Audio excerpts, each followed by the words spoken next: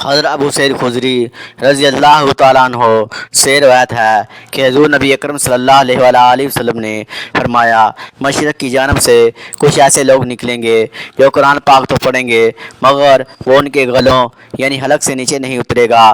وہ دین سے اس طرح نکل جائیں گے جیسے تیر شکار سے پار نکل جاتا ہے، پھر وہ دین میں تب تک واپس نہیں آئیں گے جب تک تیر اپنی جگہ پر واپس نہ لوٹ آئے۔ جب دریافت کیا گیا کہ ان کی نشانی کیا ہے تو آپ صلی اللہ علیہ وآلہ وسلم نے فرمایا کہ ان کی نشانی سر مڈانا ہے۔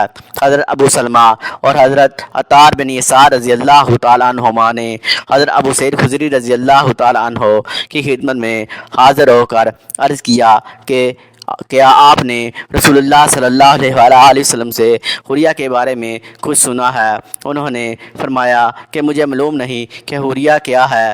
ہاں، میں نے حضور نبی اکرم صلی اللہ علیہ وآلہ وسلم کو یہ فرماتے ہوئے سنا ہے کہ اس امت میں سے کچھ ایسے لوگ نکلیں گے، اور یہ نہیں فرمایا کہ ایک ایسی قوم نکلے گی، بلکہ لوگ فرمایا جن کی نمازوں کے مقابلے میں تم اپنی نمازوں کو حقیر جانو گے۔ وہ قرآن پاک کی تلاوت تو کریں گے لیکن یہ قرآن ان کے حلق سے نیچے نہیں اترے گا، یا یہ فرمایا کہ ان کے نخرے سے نیچے نہیں اترے گا، اور وہ دین سے یوں خارج ہو جائیں گے جیسے تیر شکار سے خارج ہو جاتا ہے۔